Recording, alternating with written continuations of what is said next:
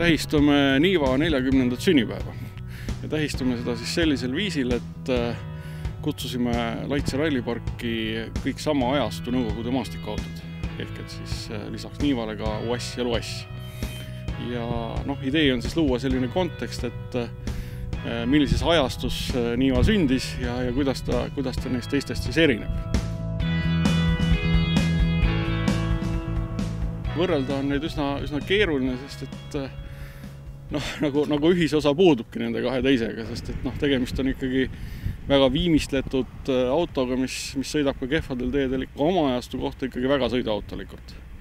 Kui me nüüd paneme sinna kõrvale, ütleme, Uassi, siis Uassis me näeme sellist tõsist maastikuautot, mis maastikul on küll äärmiselt võimekas, aga samavõrra hädas on ta siis tee peal sõidab.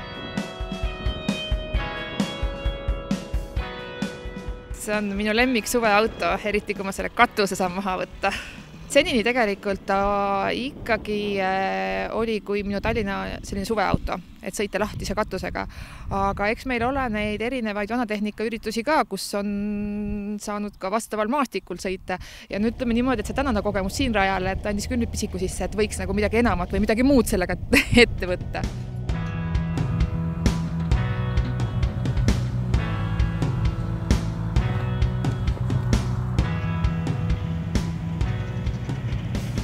Kui võtta nüüd siia kõrvale ka Luass, kes on ennast maastikul samuti näidanud väga tugevast küljest, aga tema on selline naljakas auto minust lihtsalt. Temaga on nagu lahe sõita ja niimoodi hobiautona on ta äge, aga ma ei kujutaks ette, et seda autot peaks nagu igapäevaselt.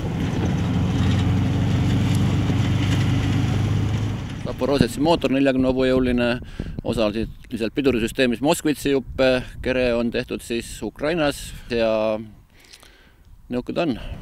Sõit on väga naljakas, aga ta nagu ei ole nagu teeauto, ta on ikka tõeline off-roadi asi, et ainult see mõnu on taga sõita seal, kus ikka maastik on korralik. Et asfaldi peal ei ole taga nagu mingit lõbu ja eks ta on niisugune lõbusõiduk üritustel rahvale, lastele sõitu teha ja endalgi on päris naljakas, et kõik, kes sõita saavad, keegi nagu külmaks ei jää.